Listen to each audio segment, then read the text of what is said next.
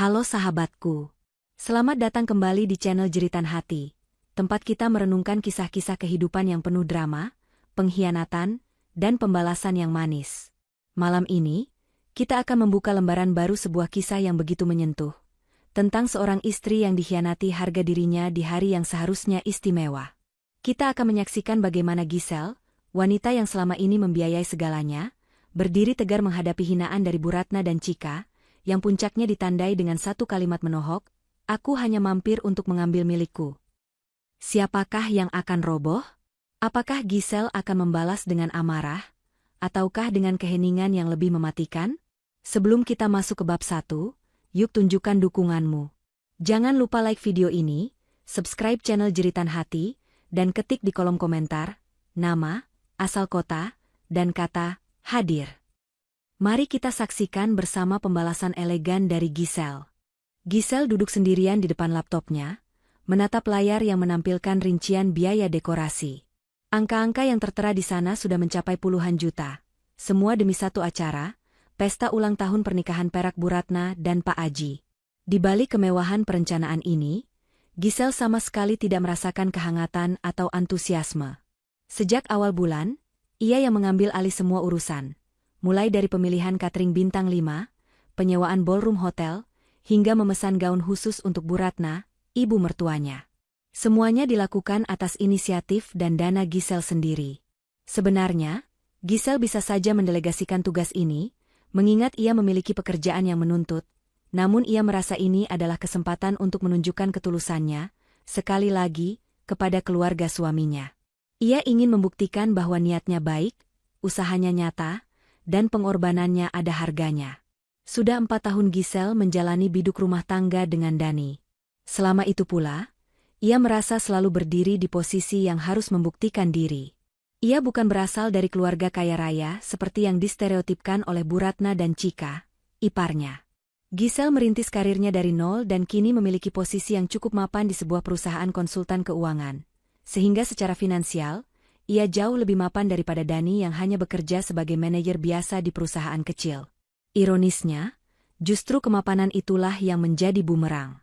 Bu Ratna dan Chika cenderung melihat Giselle sebagai ATM berjalan yang harus siap sedia kapanpun mereka butuhkan, tetapi menolak mengakui Giselle sebagai anggota keluarga yang setara dan berharga. Pagi itu, ponsel Giselle berdering. Nama Chika muncul di layar. Giselle menarik napas panjang, bersiap menghadapi rentetan tuntutan yang pasti akan datang. Benar saja, Chika langsung menyemprot Giselle tanpa basa-basi tentang pemilihan warna taplak meja yang dianggapnya kurang cik dan terlalu sederhana untuk acara semewah yang ia bayangkan. Giselle mencoba menjelaskan bahwa warna tersebut dipilih untuk mengimbangi dekorasi bunga, tetapi Chika memotongnya dengan nada merendahkan. Chika berkata, "Ya ampun, Giselle, kamu kan yang bayar. Kenapa taste kamu tidak mencerminkan uang yang kamu keluarkan? Sih? Padahal aku sudah bilang, loh, kalau warnanya harus champagne gold, bukan beige kusam begini." Giselle hanya bisa mendengarkan. Selalu seperti itu. Uang Giselle diterima, tetapi pilihan dan selera Giselle selalu dicela. Sore harinya, Giselle mengunjungi rumah Bu Ratna dan Pak Aji untuk membicarakan rundown acara. Begitu Giselle tiba, ia langsung disambut dengan raut wajah masam Bu Ratna. Bu Ratna tidak mengucapkan terima kasih, melainkan langsung bertanya tentang gaun yang telah Giselle pesankan. Gaun tersebut adalah rancangan desainer terkenal, dan harganya 2 kali lipat dari anggaran yang Giselle siapkan. Giselle merasa senang, setidaknya ia sudah memberikan yang terbaik. Namun, Bu Ratna justru berkomentar, "Ini gaunnya? Kenapa potongannya begini? Terlalu menonjolkan pinggang? Kan ibu jadi terlihat berisi. Apa kamu sengaja memilihkan yang membuat ibu tampak tua?" Giselle tercekat. Rasanya semua energi yang ia curahkan untuk membuat ibunya Dani bahagia menguap begitu saja. Giselle mencoba menahan perih di dadanya dan dengan sabar menjelaskan bahwa potongan A-line adalah yang paling elegan dan cocok untuk siluet Bu Ratna. Bu Ratna hanya mendengus, lalu menyuruh Giselle segera pergi karena ia sedang kedatangan teman-teman arisan. Giselle bahkan tidak ditawari minum, apalagi dipuji. Yang paling menyakitkan adalah sikap Dani. Di tengah semua perlakuan dingin dan hinaan halus dari ibu dan adiknya, Dani selalu memilih untuk menjadi penonton yang pasif. Ia jarang membela Giselle, dan jikapun Giselle mengeluh, Dani akan menenangkannya dengan berkata, "Sudahlah, sayang. Namanya juga ibu dan Cika. Mereka memang begitu. Mereka tidak bermaksud jahat. Biar saja mereka rewel sedikit, yang penting kita sudah memberikan yang terbaik." Kata-kata penenang itu selalu terdengar kosong di telinga Giselle. Dani tahu persis betapa lelahnya Giselle menguras tenaga, waktu, dan uangnya, tetapi Dani tidak pernah berani berdiri di depan Giselle untuk menjadi tameng. Dani lebih memilih kedamaian yang semu dengan keluarganya, daripada membela istrinya yang jelas-jelas teraniaya secara emosional. Malam harinya, ketika Giselle dan Dani kembali ke apartemen mereka, Giselle mencoba berbicara dari hati ke hati. "Dani," Giselle memulai, "aku tahu ibu dan Cika tidak bermaksud jahat, tapi cara mereka memperlakukanku itu menyakitkan. Mereka tidak menghargai usahaku sedikitpun. Aku lelah Dani, seolah-olah semua yang kulakukan tidak pernah cukup baik." Dani, yang sedang sibuk memainkan ponselnya, hanya menjawab singkat, "Ya ampun, Giselle. Jangan drama, deh. Acara ini tinggal 2 hari lagi. Setelah ini selesai, kamu bisa istirahat. Tolong, jangan perbesar masalah kecil. Nanti kalau kamu ribut dengan ibu, aku yang repot di tengah-tengah." Jawaban itu benar-benar menghancurkan sisa-sisa harapan Giselle. Dani hanya memikirkan kerepotannya sendiri, bukan perasaan Giselle. Di mata Dani, perasaannya hanyalah drama dan masalah kecil. Pada malam itu, Giselle menyadari satu hal krusial. Ia telah kehilangan suaminya dalam perjuangan ini. Ia sendirian. Kepasifan Dani adalah bentuk pengkhianatan yang paling halus. Pengkhianatan terhadap komitmen pernikahan mereka. Giselle tidak lagi berargumen. Ia bangkit dari sofa, berjalan ke meja kerjanya, dan membuka sebuah dokumen rahasia di laptopnya. Dokumen yang sudah ia susun perlahan selama beberapa bulan terakhir. Di sanalah tertulis semua rincian asetnya, rekening pribadinya yang terpisah dari rekening bersama Dani, dan yang paling penting, kontak seorang pengacara perceraian dan seorang notaris. Giselle menyentuh cincin kawin di jarinya. Ia teringat ucapannya kepada dirinya sendiri pagi tadi, "Aku akan memberikan semua ini yang terakhir kalinya. Setelah pesta itu selesai, aku akan mengambil apa yang seharusnya menjadi milikku." Giselle bukan hanya berencana mengambil cincin kawinnya kembali, tetapi mengambil kembali hidupnya, kedamaiannya, dan harga dirinya yang telah lama ia biarkan terinjak-injak demi menyenangkan orang-orang yang tidak pernah peduli. Pesta ulang tahun Bu Ratna bukan lagi sebuah perayaan, tetapi sebuah panggung perpisahan Giselle dengan masa lalunya yang penuh pengorbanan sia-sia. Persiapan babak pertama Giselle untuk mengambil kembali dirinya sendiri sudah selesai. Ia menanti hari H. Hari yang dinanti tiba. Hotel mewah tempat pesta Bu Ratna dan Pak Aji diselenggarakan tampak berkilauan, persis seperti yang Giselle rencanakan. Aula yang dihias dengan perpaduan warna lembut beige dan sentuhan emas terlihat elegan dan berkelas, jauh dari kesan murahan seperti yang Cika tuduhkan. Giselle tiba di lokasi paling akhir, bukan karena ia malas, tetapi karena ia menghabiskan waktu berjam-jam memastikan semua detail kecil, mulai dari posisi lighting hingga kesiapan koki, berjalan sempurna. Giselle melihat pekerjaannya sudah paripurna. Dekorasi, catering, dan hiburan semuanya memancarkan kemewahan yang sunyi, jauh dari kesan hura-hura tetapi sangat berkelas. Giselle mengenakan gaun sederhana berwarna biru navy. Ia sengaja memilih gaun yang tidak terlalu mencolok. Ia tidak ingin mengalihkan perhatian dari Bu Ratna, sang bintang malam, yang mengenakan gaun rancangan mahal yang Giselle hadiahkan. Saat Giselle melangkah masuk, ia melihat ratusan tamu sudah memenuhi ruangan.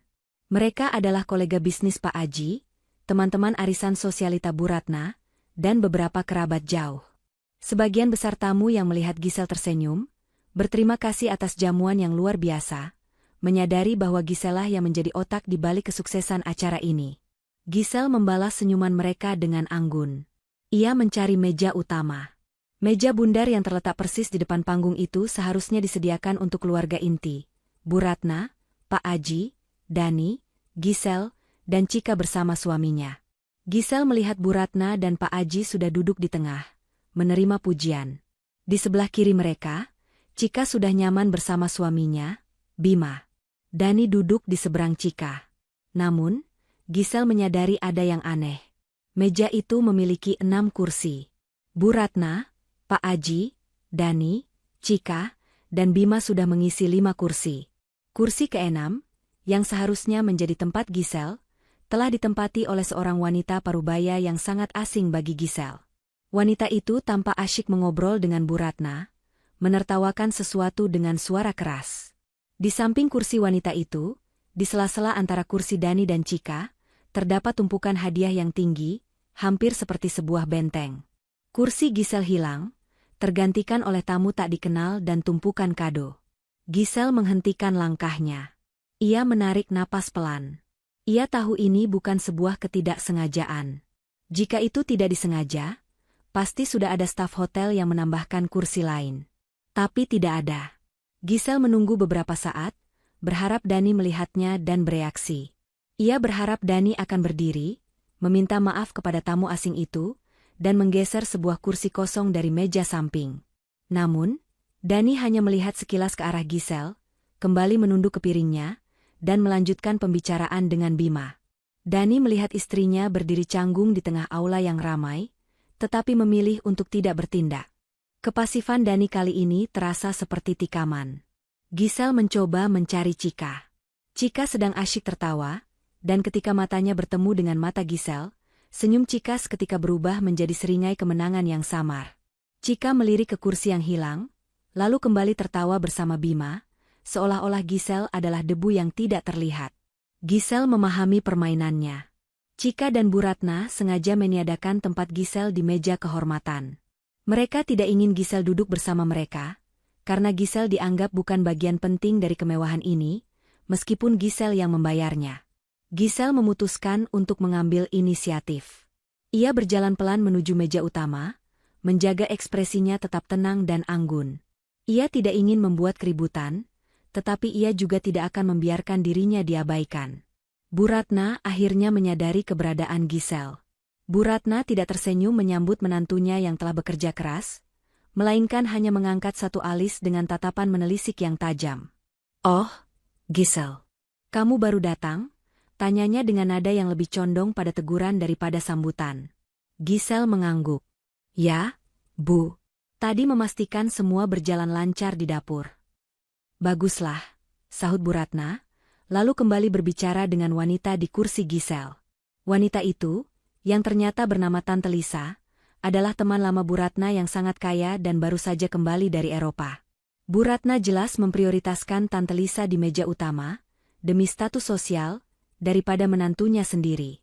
Giselle berdiri di samping Dani. Dani akhirnya mengangkat kepala dan berbisik, "Kenapa kamu lama sekali, sayang? Duduklah." Giselle berbisik balik, suaranya tetap lembut tapi syarat ketegasan, "Di mana aku harus duduk, Dani?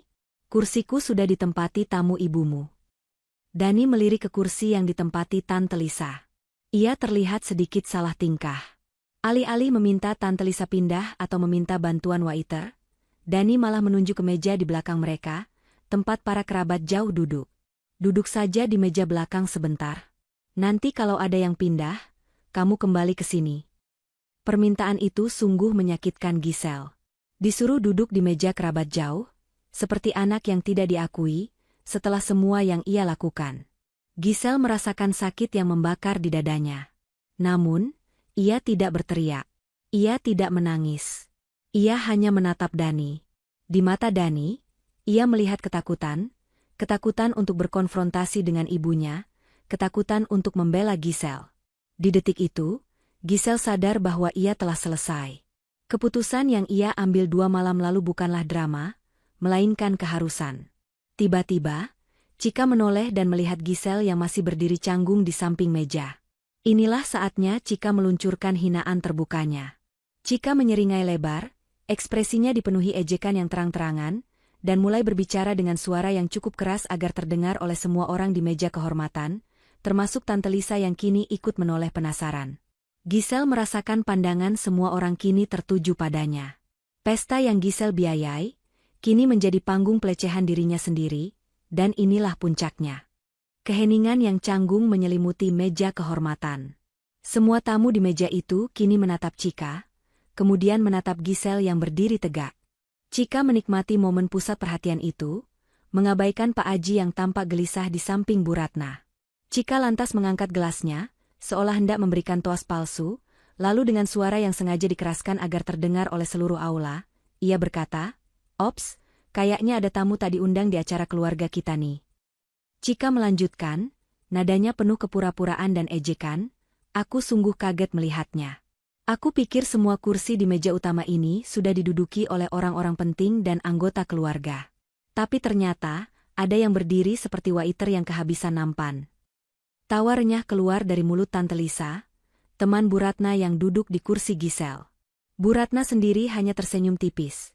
Matanya memancarkan kepuasan atas penghinaan yang dilontarkan putrinya, seolah Cika baru saja melakukan hal yang benar dan sangat pantas. Hinaan itu terasa lebih menyakitkan daripada tamparan fisik. Gisel yang membiayai, Gisel yang mengatur, Gisel yang memastikan acara ini berjalan sempurna, kini disamakan dengan pelayan yang tidak dibutuhkan dan dilempar status tamu tak diundang. Gisel merasakan suhu tubuhnya naik. Amarah yang selama ini ia tahan, kini mendidih di dalam dadanya. Ia melihat Dani, suaminya, yang kini memegang garpu dengan erat, tetapi kepalanya tetap menunduk ke piringnya, seolah-olah lantai hotel jauh lebih menarik daripada pemandangan istrinya yang sedang dihina di depan umum. Sikap Dani adalah penutup peti mati bagi hubungan mereka. Pengkhianatan melalui kebisuan. Di mata Gisel, ini bukan lagi masalah tempat duduk. Ini adalah masalah harga diri, martabat, dan pengakuan. Sudah 4 tahun ia berusaha membeli tempatnya di keluarga ini dengan uang, waktu, dan pengorbanan. Dan malam ini, di depan puluhan tamu penting, mereka memberinya tanda terima kasih yang paling kejam. Cika belum selesai. Ia menyenggol Bima, suaminya, yang tampak sedikit tidak nyaman, dan berkata lagi, "Aku cuma khawatir. Kalau ada orang asing yang datang ke sini cuma mau minta bagian kue dan mencoba mendekati kolega-kolega papa.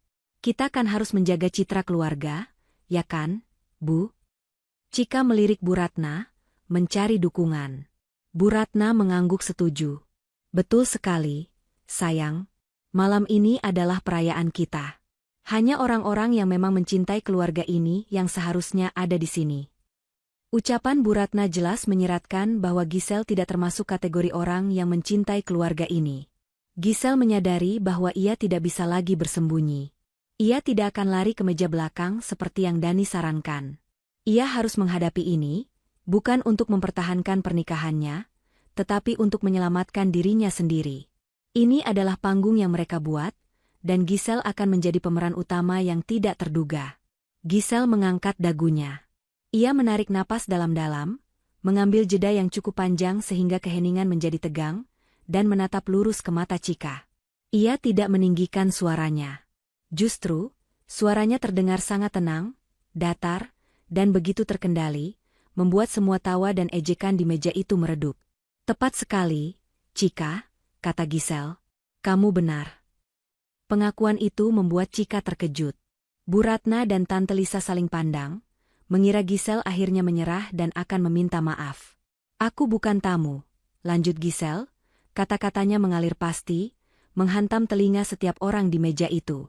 "Dan aku juga bukan keluargamu." Gisel melihat ke arah Dani, yang kini mengangkat kepalanya, matanya dipenuhi ketakutan. Dani tahu, ketika Gisel bersuara setenang ini, ada badai yang siap menerjang. Gisel kemudian mengalihkan pandangannya kembali ke Cika, Bu Ratna, dan Tante Lisa. "Aku memang tidak diundang untuk duduk di sini," katanya. "Aku hanya mampir." Seluruh aula, yang tadinya ramai dengan obrolan, kini mulai senyap. Para tamu di meja terdekat mulai mencuri dengar. Mereka tahu sesuatu yang besar sedang terjadi di meja kehormatan. Gisel mengambil langkah kecil, kini berdiri persis di samping Dani. Dani mencoba meraih tangannya di bawah meja, tetapi Gisel menarik tangannya menjauh. "Aku hanya mampir." Gisel mengulang kalimatnya, suaranya kini terdengar seperti pengumuman, "untuk mengambil milikku." Kalimat itu adalah puncak ketegangan. Miliaran rupiah aset yang ia miliki, waktu dan tenaga yang ia curahkan, pengorbanan yang ia berikan, kini disimpulkan dalam satu klaim sederhana, "mengambil milikku." Hinaan Cika dan Bu Ratna telah mencapai tujuannya. Memaksa Gisel mengakui bahwa ia bukan bagian dari mereka. Tapi kini, pengakuan itu berbalik menjadi senjata. Chika mencibir. Milikmu? Apa yang kau punya di rumah ini selain suamiku yang penurut itu? Giselle tidak menjawab Chika. Ia hanya tersenyum tipis. Senyum yang sama sekali tidak mencapai matanya. Senyum yang menyimpan ribuan rencana rahasia. Inilah titik baliknya. Giselle yang dulu pasrah telah mati, dan kini, sosok wanita cerdas yang siap mengambil kendali telah lahir. Di momen puncak penghinaan ini, Giselle secara resmi mengakhiri perannya sebagai istri yang penurut dan menantu yang dibungkam. Ia membiarkan mereka larut dalam kebingungan, tidak tahu apa yang sebenarnya Giselle maksud dengan milikku itu. Giselle telah menjatuhkan mic tanpa suara. Pertarungan kini beralih dari emosi menjadi strategi. Giselle berdiri diam. Ketegangan di meja utama sudah menyebar seperti riak air ke seluruh aula. Bisik-bisik mulai terdengar di antara tamu. Mereka penasaran dengan klaim Giselle, "Aku hanya mampir untuk mengambil milikku." Keluarga Dani, di sisi lain, mulai panik terselubung. Mereka berusaha membaca maksud tersembunyi dari mata Giselle yang tenang. Chika, yang paling vokal, kembali mencibir. "Oh, please, Giselle. Jangan playing victim. Milikmu? Kamu mau ambil apa? Tas bututmu yang kamu taruh di kursi belakang? Ambil saja, sana. Jangan mengacaukan acara ibu."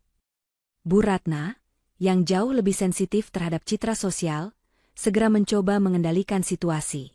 Ia tersenyum dipaksakan kepada Tante Lisa dan tamu lainnya, lalu berkata kepada Giselle dengan nada yang mencoba terdengar manis, tetapi penuh ancaman, "Giselle, sayang, kenapa kamu bicara seperti itu? Tentu saja kamu keluarga kami.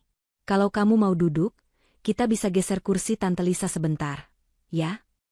Giselle tahu itu hanyalah sandiwara. Bu Ratna tidak benar-benar ingin Giselle duduk. Ia hanya ingin meredam kegaduhan yang berpotensi merusak pestanya. Giselle menatap Bu Ratna, matanya dingin. "Terima kasih, Bu, tapi tidak perlu. Saya sudah nyaman di sini. Lagi pula, jika saya diakui sebagai keluarga, kursi saya tidak akan hilang dan saya tidak akan disamakan dengan tamu tak diundang." Kalimat Giselle menghantam Bu Ratna tepat di ulu hati, merusak citra keibuan yang selama ini ia bangun di depan para sosialita. Wajah Bu Ratna memerah, antara malu dan marah. Pak Aji, yang sejak tadi hanya diam, kini menyentuh lengan Dani, memberi isyarat agar suaminya segera bertindak. Dani akhirnya merasa terdesak. Ia berdiri, setengah membela, setengah menyalahkan Giselle. "Giselle, sudahlah. Jangan perpanjang masalah sepele. Duduk saja di meja belakang, aku yang akan menemanimu nanti." Ia mencoba menarik lengan Giselle, tetapi Giselle menepisnya dengan lembut, namun tegas. "Tidak, Dani," jawab Giselle, suaranya kini semakin pelan, hanya cukup didengar oleh lingkaran dekat mereka. "Ini bukan masalah sepele. Ini masalah pengakuan. Dan aku sudah mendapatkan jawabannya malam ini. Kalian sudah mengakui bahwa aku bukan keluarga. Dan karena aku bukan keluarga, maka klaimku terhadap milikku menjadi sah." Tiba-tiba, Giselle mengeluarkan ponselnya. Ia menatap layar itu sekilas, lalu memasukkannya kembali. Chika dan Bu Ratna mencurigai Giselle sedang merekam mereka, dan kepanikan kecil mulai merayapi ekspresi mereka. Giselle menoleh ke arah Bu Ratna. "Bu, terima kasih atas jamuannya. Pesta ini benar-benar sukses. Saya pastikan semua tagihan sudah lunas malam ini. Anggap saja ini hadiah ulang tahun pernikahan dari saya. Hadiah yang terakhir." Kata "terakhir" itu menggetarkan Bu Ratna. Bu Ratna mengenal nada bicara Giselle. Ini adalah nada yang digunakan Giselle ketika ia menyelesaikan sebuah proyek besar. Nada yang dingin, final, dan tidak dapat dinegosiasikan. "Maksudmu apa, Giselle?" tanya Bu Ratna, suaranya mulai terdengar panik. "Jangan bicara yang aneh-aneh." Giselle tidak menjelaskan maksudnya. Ia hanya tersenyum samar. Senyum yang menyimpan ribuan janji tersembunyi, janji untuk dirinya sendiri. Giselle tahu, milikku bukan hanya cincin kawin, tetapi juga jaringan keuangannya yang selama ini menjadi penopang utama bisnis Pak Aji. Di saat yang sama, pesan yang ia kirimkan tadi pagi kepada Reno, teman lamanya yang kini adalah CEO perusahaan telekomunikasi raksasa, telah diterima dan diproses. Perusahaan Dani, yang selama ini menggantungkan 70% pendapatannya dari kontrak jasa support Reno, sebentar lagi akan menerima kejutan. Giselle menatap Dani sekali lagi, kali ini bukan dengan amarah, melainkan dengan rasa kasihan yang tulus. Giselle telah memberinya kesempatan selama 4 tahun. Giselle telah memberinya kesempatan 5 menit yang lalu untuk membela, namun Dani memilih pasif. Giselle telah selesai. Aku harus pergi, Dani, kata Giselle. Ada urusan mendesak yang harus kuselesaikan, urusan yang lebih penting daripada sekadar mencari kursi di pesta ini. Giselle berbalik. Ia tidak berteriak, tidak menangis, dan tidak membuat adegan dramatis. Ia berjalan menjauh dari meja kehormatan, melintasi aula, meninggalkan keluarga suaminya dalam kebingungan. Dani mencoba memanggil namanya, tetapi suaranya terlalu lemah dan terlambat. Saat Giselle hampir mencapai pintu keluar, ia sempat melihat Chika berbisik panik kepada Bu Ratna, dan Bu Ratna terlihat mulai berkeringat dingin. Giselle tahu, benih keraguan dan ketakutan sudah tertanam di hati mereka. Mereka tidak mengerti apa yang baru saja terjadi, tetapi mereka merasakan bahwa wanita yang mereka hina telah membawa serta sesuatu yang sangat berharga ketika ia pergi. Giselle berjalan keluar dari pintu hotel, meninggalkan kebisingan dan kebohongan, siap menghadapi babak baru yang ia sebut, kilasan balik, harga sebuah pengorbanan, memahami betapa besarnya harga yang ia bayar untuk martabat palsu. Giselle melangkah keluar dari ballroom yang hingar-bingar, menyusuri koridor hotel yang sunyi. Suara musik dari dalam ruangan kini terdengar meredup dan jauh, seolah Giselle baru saja meninggalkan dunia yang penuh kepalsuan. Rasa sakit yang tajam di hatinya kini berganti menjadi ketenangan yang membeku, sebuah perasaan final yang menguatkan tekadnya. Saat kakinya menapaki karpet tebal, pikirannya mundur, memutar ulang pita rekaman 4 tahun pengorbanan yang kini terasa sia-sia, membayar harga yang terlampau mahal hanya untuk berakhir sebagai tamu tak diundang. Giselle bukanlah sosok wanita yang dilahirkan dengan sendok perak. Ia adalah seorang self-made woman. Berasal dari keluarga sederhana, ia berhasil menuntaskan pendidikan di bidang finansial dengan prestasi gemilang dan membangun karir yang kokoh sebagai konsultan keuangan yang dihormati. Ia memiliki otak yang cerdas, integritas yang tinggi, dan jaringan profesional yang luas, termasuk koneksi penting seperti Reno, seorang CEO muda di industri telekomunikasi yang sangat berpengaruh. Ketika ia menikah dengan Dani, Bu Ratna dan Chika mengira Giselle hanyalah wanita beruntung yang berhasil masuk ke lingkaran keluarga terpandang. Mereka tidak tahu bahwa orang terpandang itu sebenarnya sudah berada di ambang jurang kehancuran finansial. 3 tahun lalu, krisis terbesar menimpa keluarga Dani. Perusahaan jasa logistik kecil milik Pak Aji terjerat utang yang luar biasa besar dan hampir dinyatakan bangkrut.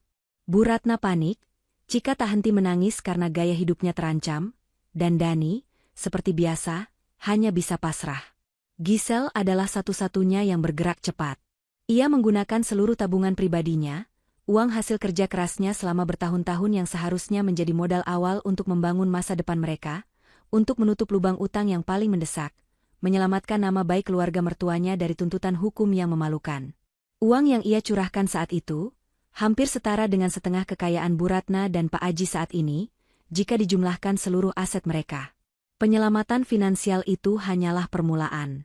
Perusahaan Pak Aji membutuhkan kontrak kerja jangka panjang yang masif agar bisa kembali bernapas. Disinilah koneksi profesional Giselle, yang selama ini ia jaga rapat-rapat, berperan penting. Giselle, dengan diam-diam, mengatur sebuah pertemuan antara Pak Aji dan Reno. Giselle tidak memberitahu Bu Ratna atau Dani bahwa ia adalah kunci di balik pertemuan itu.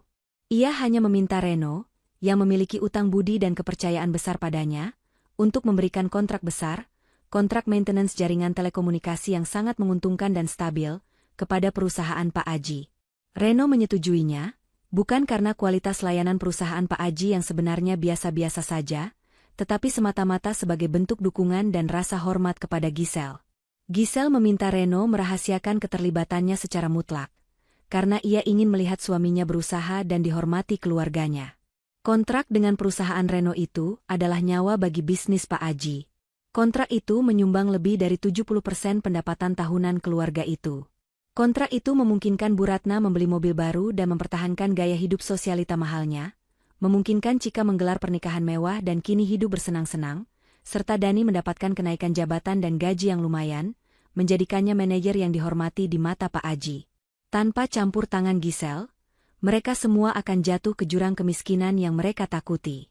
Inilah harga pengorbanan Giselle. Ia melepaskan tabungannya, mempertaruhkan koneksinya yang berharga, dan bahkan mengorbankan kesempatan promosi besar di perusahaannya sendiri, karena terlalu sibuk mengurus masalah keuangan mertuanya, hanya demi melihat Dani dan keluarganya terangkat. Namun, pengorbanan sebesar itu tidak pernah dihargai. Begitu perusahaan Pak Aji stabil dan uang kembali mengalir, Bu Ratna dan Cika kembali pada sifat asli mereka. Giselle tetap dipandang sebelah mata dan dianggap sebagai orang luar yang beruntung. Bu Ratna sering berkata kepada teman-temannya, Giselle itu menantu yang nurut, dia tahu diri tidak banyak menuntut. Padahal Giselle lah yang membayar iuran arisan elit Bu Ratna agar namanya tetap terangkat. Cika berulang kali meminjam uang dengan alasan bisnis. Tetapi Giselle selalu mendapati Cika menghabiskannya untuk barang-barang bermerek dan liburan mewah. Yang paling menyakitkan adalah sikap Dani. Dani menikmati keuntungan dari pengorbanan Giselle, gaji besar, status terhormat, dan hidup yang nyaman, tetapi ia tidak pernah mau membela Giselle. Dani tahu persis bahwa Giselle adalah kunci kekayaan dan stabilitas mereka, tetapi ia sengaja membiarkan ibunya merendahkan Giselle. Dani takut, jika ia membela Giselle terlalu jauh, Bu Ratna akan marah dan mengancam kenyamanan finansialnya. Dani, yang seharusnya menjadi pelindung, justru menjadi pengkhianat paling licik. Giselle kini tiba di lobi utama hotel. Kilas balik itu berakhir, dan ia melihat ke belakang tanpa rasa penyesalan. Pesta itu masih berlangsung, tetapi bagi Giselle, itu hanyalah sebuah monumen yang memajang harga dirinya yang terbuang. Ia telah menjadi penopang, ATM, dan penyelamat, tetapi balasan yang ia terima hanyalah tempat berdiri sebagai tamu tak diundang. Ia mengeluarkan ponselnya di lobi. Kali ini, ia tidak mengirim pesan kepada Reno. Pesan penting itu, yang mengaktifkan bom waktu, telah ia kirimkan tepat setelah insiden kursi di bab 2. Sekarang, Giselle hanya membuka sebuah dokumen di ponselnya. Surat permohonan cerai yang sudah ia tanda tangani dan dokumen pengalihan aset yang memisahkan keuangannya secara total dari Dani. Giselle tidak akan kembali ke rumah yang sama malam ini. Ia sudah menyiapkan apartemen baru. Kepergian Giselle dari pesta itu bukan hanya aksi dramatis. Itu adalah penarikan diri dari sebuah transaksi yang merugikan. Ia sudah membayar lunas harga dirinya, dan sekarang, ia akan mengambil kembali kendali penuh atas nasib finansial keluarganya. Setelah meninggalkan hotel, Giselle tidak langsung pergi. Ia memilih duduk di kursi taman di area luar hotel, jauh dari keramaian dan hiruk-pikuk perayaan yang masih berlangsung. Kepergiannya yang tenang telah meninggalkan kebingungan besar di meja kehormatan, dan Giselle tahu pasti bahwa di tengah-tengah Bu Ratna yang panik menjaga Citra dan Cika yang mencoba berpura-pura tidak peduli, Dani sedang merasa sangat tertekan. Tekanan itu bukan karena Dani mencintai Giselle, melainkan karena ia takut pada reaksi keluarganya dan khawatir Giselle akan benar-benar mengambil miliknya, sesuatu yang tidak mereka pahami. Giselle meraih ponselnya. Ini adalah saatnya mengaktifkan tahap kedua dari rencana yang telah ia susun selama berbulan-bulan. Rencana ini tidak melibatkan adegan air mata atau pertengkaran, melainkan penarikan kendali yang sunyi, cerdas, dan mematikan. Giselle membuka kontak Reno. Reno adalah teman lama yang sangat ia percayai, dan sebagai seorang CEO perusahaan besar, Reno adalah milik Giselle yang paling berharga, seorang sekutu strategis yang memegang kunci stabilitas finansial keluarga Dani. Giselle tidak menelepon. Ia hanya mengirim pesan singkat yang sudah ia siapkan. Pesan itu sangat formal, profesional, dan dingin. Isinya adalah permintaan resmi untuk segera meninjau ulang dan secara definitif membatalkan kontrak maintenance jaringan yang selama ini mengikat perusahaan Pak Aji dengan perusahaan Reno. Giselle menuliskan alasan pembatalan itu berdasarkan klausa non-performance dan potensi konflik kepentingan, sebuah klausa yang memang sengaja ia masukkan saat kontrak itu disusun. Ia memastikan, secara legal, penarikan kontrak ini tidak akan menyentuh integritas profesionalnya, tetapi justru akan menyelamatkan Reno dari potensi kerugian jangka panjang. Hanya dalam hitungan menit, ponsel Giselle bergetar. Reno tidak menelepon, melainkan membalas dengan pesan yang singkat dan lugas. Permintaan diterima dan akan diproses segera. Jangan khawatir, kerangka kerja sudah disiapkan. Tim legal akan mengurus notifikasi resmi dalam 2 jam ke depan. Giselle tersenyum tipis. Pesan itu memberinya rasa kepuasan yang mendalam, bukan karena balas dendam, tetapi karena rasa keadilan yang akhirnya ia tegakkan untuk dirinya sendiri.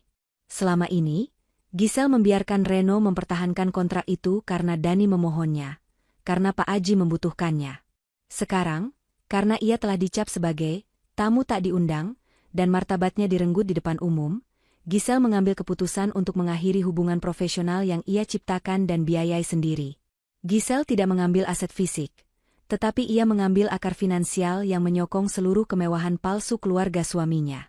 Inilah milikku yang sebenarnya, kendali, kekuasaan, dan kebebasannya untuk memutuskan. Setelah mengirim pesan kepada Reno, Giselle beralih ke tugas berikutnya. Ia menghubungi seorang pengacara terkenal yang telah ia konsultasikan secara rahasia.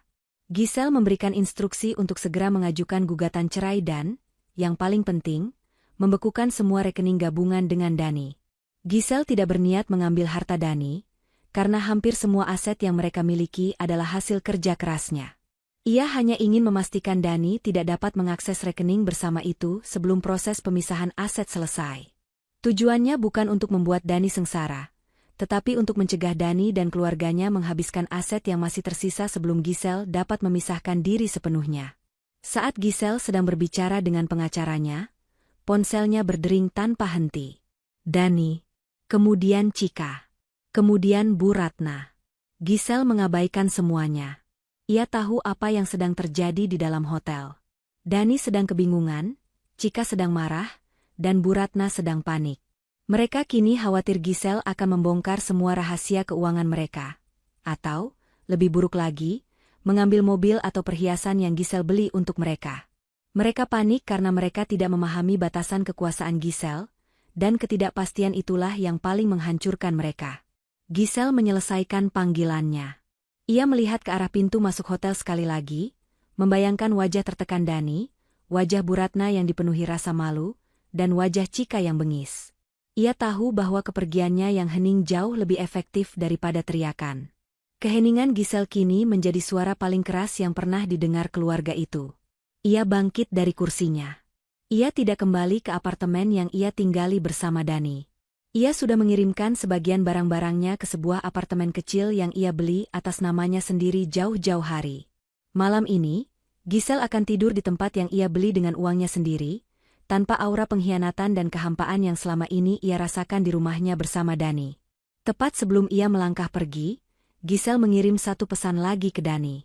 Bukan berisi amarah atau ancaman, tetapi hanya satu kalimat sederhana.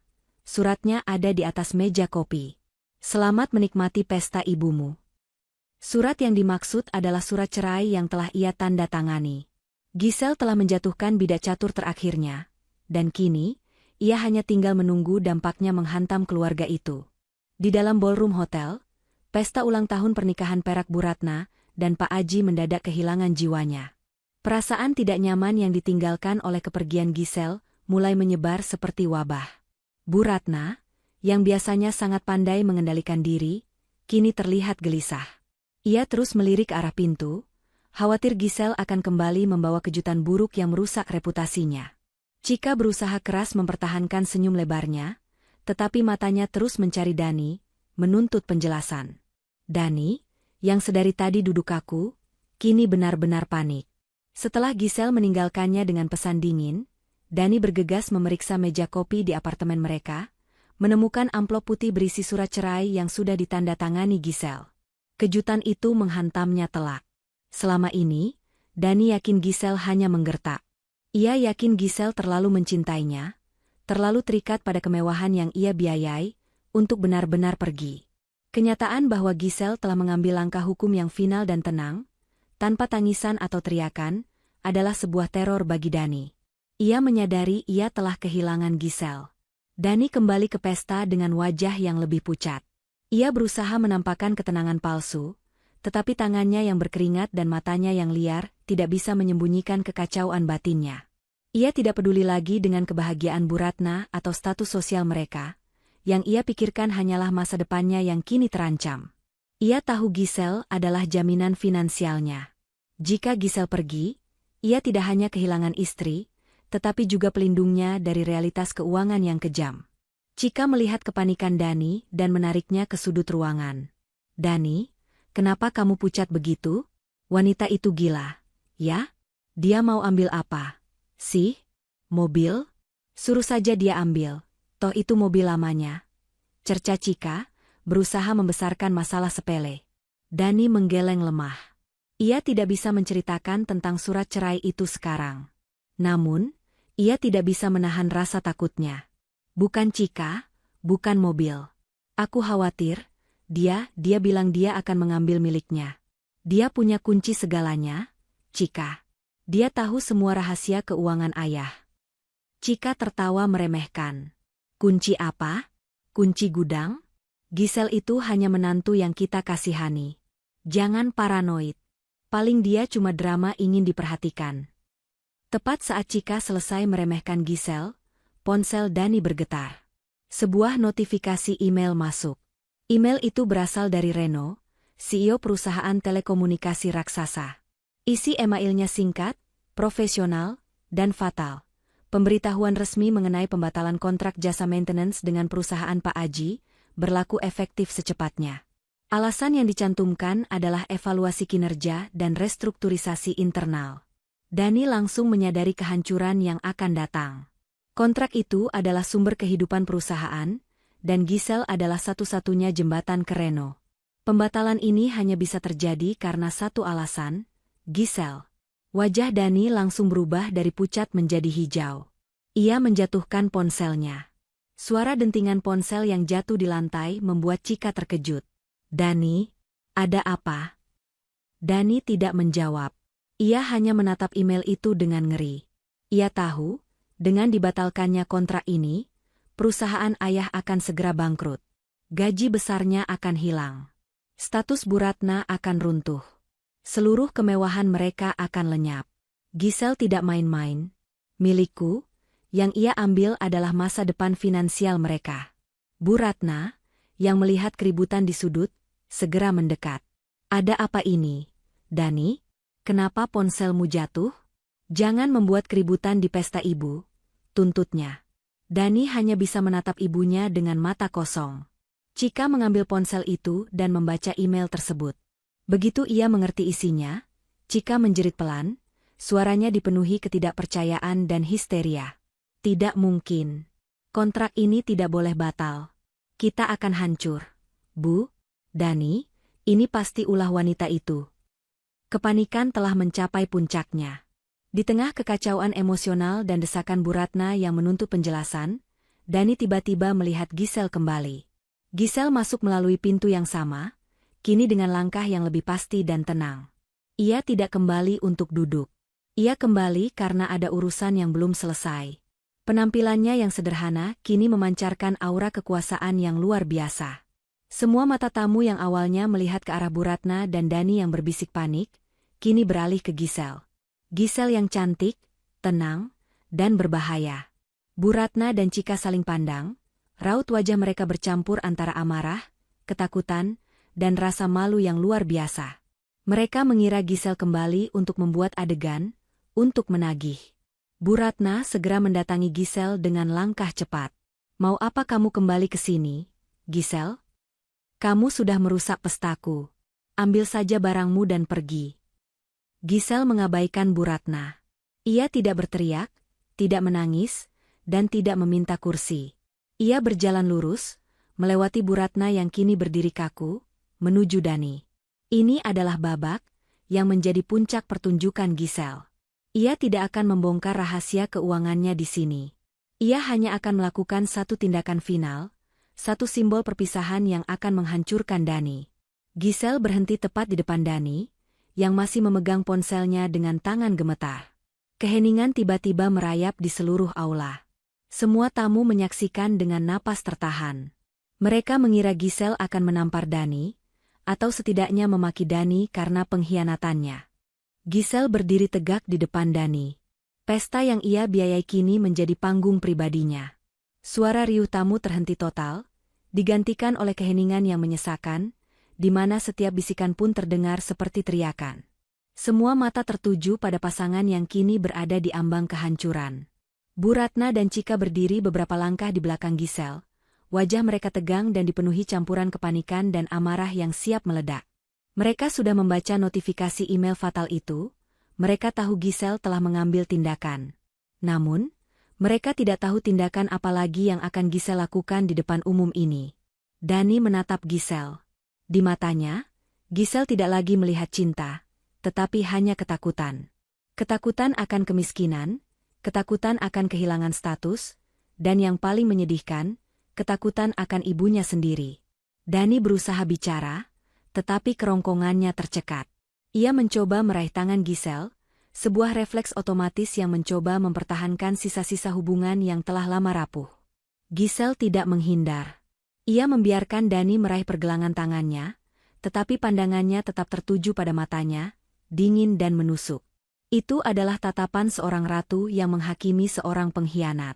Dani, suara Gisel terdengar begitu tenang, hampir seperti bisikan, tetapi mampu menguasai seluruh ruangan.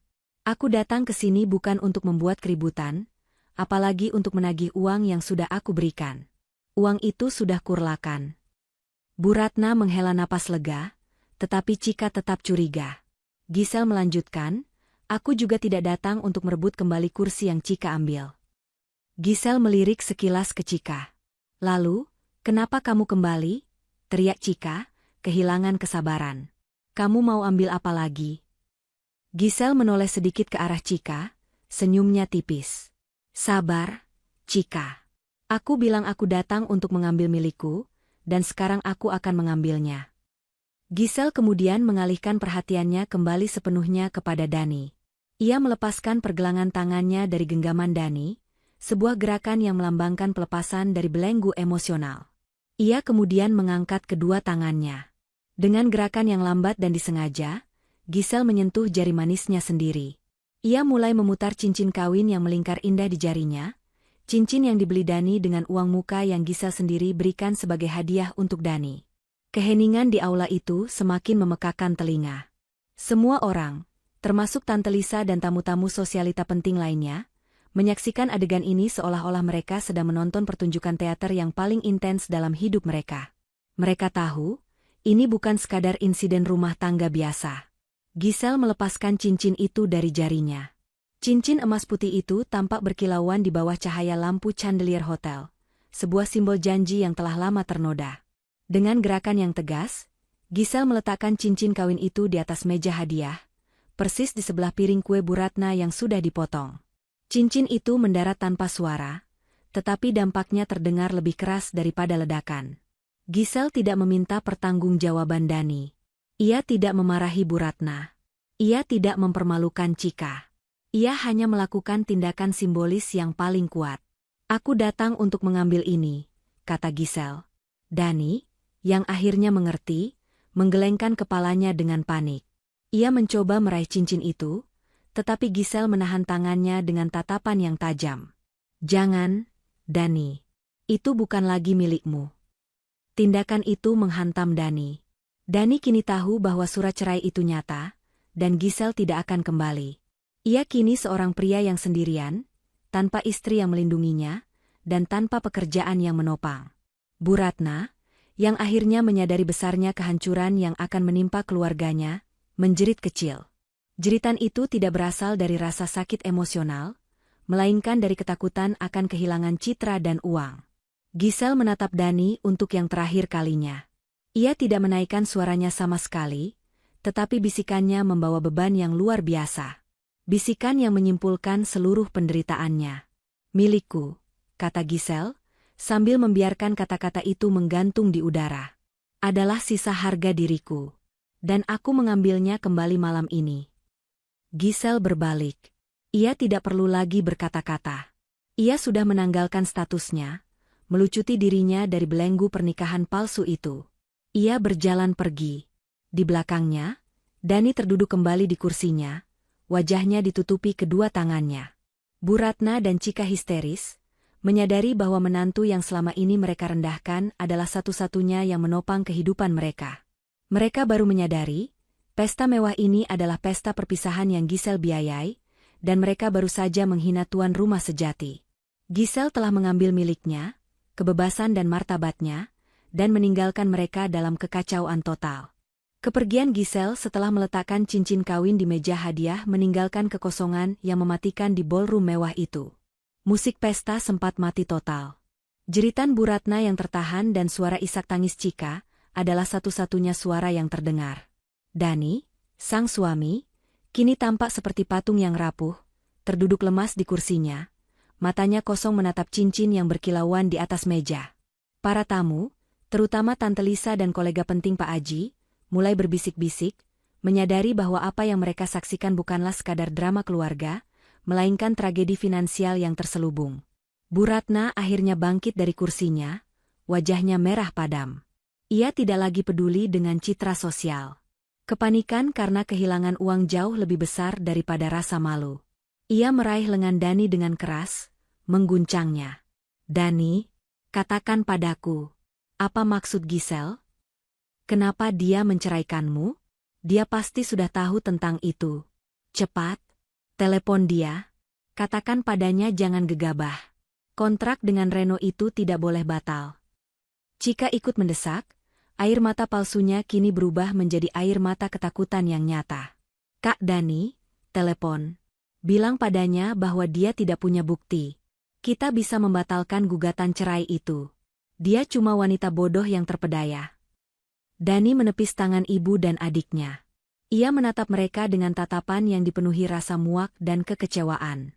Selama 4 tahun ia menuruti keinginan mereka, membiarkan istrinya diperlakukan seperti sampah demi menjaga kenyamanan mereka.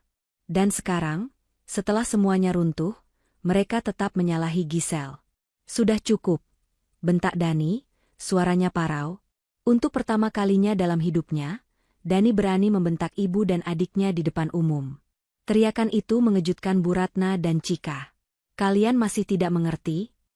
Dani menarik napas, air mata mulai menggenang di matanya, bukan karena kehilangan Giselle, tetapi karena ia kehilangan hidup mewahnya.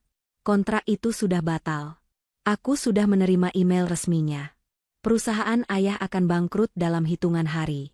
Dan itu semua ulahku, ulah kalian. Bu Ratna dan Chika terdiam, terkejut mendengar pengakuan Dani yang biasanya penurut. Kalian pikir dari mana uang itu berasal? Dani melanjutkan pengakuannya dengan suara yang semakin keras. Ia tahu, ia harus membersihkan namanya, setidaknya dari kebodohan, meskipun ia tetap salah karena pengkhianatan emosionalnya. Kalian selalu bilang Giselle itu menantu yang numpang dan tidak punya apa-apa. Kalian selalu meremehkannya. Tapi tahukah kalian? Giselle lah yang menyelamatkan ayah dari kebangkrutan 3 tahun lalu. Giselle yang menalangi semua utang kita. Giselle lah yang menghubungkan kita dengan Reno. Kini, bukan hanya Bu Ratna dan Chika yang terkejut, tetapi juga Pak Aji yang langsung membeku. Tante Lisa dan tamu-tamu lainnya saling berpandangan, menyadari bahwa pesta megah ini dibangun di atas pondasi kebohongan dan utang budi kepada wanita yang baru saja mereka permalukan. Giselle yang memohon kepada temannya, Reno, untuk memberikan kontrak besar itu kepada ayah, bukan karena perusahaan kita hebat, tapi karena Giselle kasihan melihat aku dan kalian, ungkap Dani. Ia menunjuk ke Bu Ratna. Gaun mahal ibu ini, iuran arisan ibu, mobil baru Chika, semua dibayar dengan kontrak yang Giselle bawa. Dan balasan kalian? Kalian tidak memberinya tempat duduk. Kalian bilang dia, tamu tak diundang. Bu Ratna terduduk kembali di kursinya, syok. Chika mulai menangis sesenggukan, menyadari bahwa seluruh kemewahan dan reputasi yang ia banggakan berasal dari wanita yang ia benci. Giselle tidak datang untuk mengambil harta kita, bisik Dani, suaranya kini dipenuhi keputusasaan. Dia datang untuk mengambil miliknya, harga dirinya. Dan dia sudah mengambilnya. Dia membiarkan kita menikmati pesta mewah ini sebagai hadiah terakhir, sebelum dia menarik kembali semua yang kita anggap milik kita. Pengakuan Dani adalah akhir dari sandiwara keluarga Dani. Mereka kini telanjang di depan semua tamu, terungkap bahwa mereka adalah keluarga miskin yang bersembunyi di balik kekayaan menantu yang mereka hina. Mereka yang tadinya berteriak dan menuntut, kini hanya bisa menunduk malu. Keheningan yang tercipta bukan lagi keheningan yang canggung, melainkan keheningan yang mematikan, yang diiringi langkah kaki para tamu yang mulai meninggalkan aula, satu persatu, tidak ingin berlama-lama menjadi saksi kehancuran keluarga ini. Giselle telah mencapai pembalasan terhebat. Ia tidak perlu membuka mulutnya, karena suaminya sendiri yang telah membongkar semua aib dan rahasia mereka. Pesta telah berakhir. Aula hotel kini kosong, kecuali Bu Ratna, Pak Aji, Dani, dan Cika yang tersisa, dikelilingi oleh sisa-sisa kemewahan yang kini terasa seperti ironi pahit. Keheningan pasca pengakuan Dani terasa mencekik. Bu Ratna tidak lagi histeris. Ia hanya duduk di kursinya, tatapannya kosong menatap cincin kawin Giselle yang masih tergeletak di atas meja. Cika sesekali terisak, menyalahkan Dani karena telah membongkar aib keluarga di depan umum, tanpa menyadari bahwa aib itu sudah dibongkar oleh perlakuan mereka sendiri. Dani bangkit. Ia menyadari ia harus melakukan sesuatu, tetapi ia tidak tahu harus mulai dari mana. Ia mencoba menelepon Giselle berulang kali, tetapi ponsel Giselle sudah tidak aktif. Ia mencoba menghubungi Reno, tetapi panggilan itu hanya berakhir di kotak suara asisten Reno. Kekuasaan Giselle, yang selama ini tersembunyi, kini terasa nyata dan sangat mematikan. Keesokan paginya, Dani kembali ke apartemen mereka. Apartemen itu terasa sunyi. Ia menemukan kopernya masih ada, tetapi setengah dari pakaian Giselle dan semua barang pribadinya yang penting sudah hilang. Di atas meja kopi, di samping surat cerai yang sudah ia baca, tergeletak sebuah flash drive kecil dan sepucuk surat tulisan tangan dari Giselle. Surat itu tidak berisi cacian atau kata-kata perpisahan yang emosional. Giselle hanya menuliskan daftar rekening yang telah dibekukan, rincian biaya pernikahan Bu Ratna dan Pak Aji yang telah ia lunasi sepenuhnya, sebuah hadiah terakhir, dan detail kontak pengacaranya. Giselle menuliskan bahwa ia tidak menuntut apapun dari Dani, tetapi ia juga tidak akan menyisakan apapun. Semua aset atas nama Giselle telah diamankan, dan aset atas nama Dani yang dibeli dengan dana Giselle kini sedang dalam proses penyitaan legal. Giselle menjelaskan, ini bukanlah balas dendam, melainkan proses penutupan buku. Sementara Dani sibuk dengan surat Giselle, Bu Ratna dan Pak Aji menerima kejutan yang lebih mengerikan. Di kantor Pak Aji, tim legal dari perusahaan Reno datang membawa dokumen resmi pembatalan kontrak, menuntut ganti rugi karena klausa non-performance yang selama ini Pak Aji abaikan. Perusahaan itu langsung lumpuh. Uang yang sempat mereka harapkan dari proyek yang sedang berjalan kini dibekukan. Bu Ratna yang panik segera mencoba menarik uang dari tabungan yang ia yakini masih ada, tetapi ia hanya menemukan rekeningnya sudah kosong. Giselle, dengan cermat, telah memblokir akses ke semua dana yang sempat ia transfer untuk kebutuhan keluarga besar mereka. Bu Ratna datang ke apartemen Dani, wajahnya penuh air mata yang tulus karena ketakutan. Ia memeluk Dani, memohon, Dani, ibu minta tolong. Telepon Giselle. Ibu minta maaf. Kita harus membatalkan pembatalan kontrak itu. Ibu tidak mau miskin. Permintaan maaf Bu Ratna tidak ditujukan kepada Giselle, melainkan kepada nasib buruk yang menimpa kekayaan mereka. Dani, yang sudah lelah dan hancur, akhirnya meledak. Ia melepaskan pelukan ibunya. Ibu masih tidak mengerti, Bu. Giselle tidak butuh permintaan maaf yang hanya karena uang. Giselle sudah selesai. Kita sudah menghina dia, menghancurkan harga dirinya di depan semua orang. Kita yang menyebabkan ini. Beberapa hari kemudian, Giselle muncul. Bukan di pengadilan, melainkan di kantor pengacara, tempat Dani, Bu Ratna, Pak Aji, dan Cika berkumpul untuk memohon mediasi. Giselle masuk dengan langkah tenang, mengenakan setelan bisnis yang elegan, memancarkan aura seorang CEO yang sukses, bukan lagi seorang istri yang teraniaya. Mereka semua memohon. Bu Ratna menangis terseduh-seduh, memeluk kaki Giselle, meminta maaf, dan berjanji akan memberikan Giselle tempat duduk kehormatan selamanya. Cika menawarkan diri untuk menjadi asisten Giselle. Dani memohon kesempatan kedua, berjanji akan membela Giselle.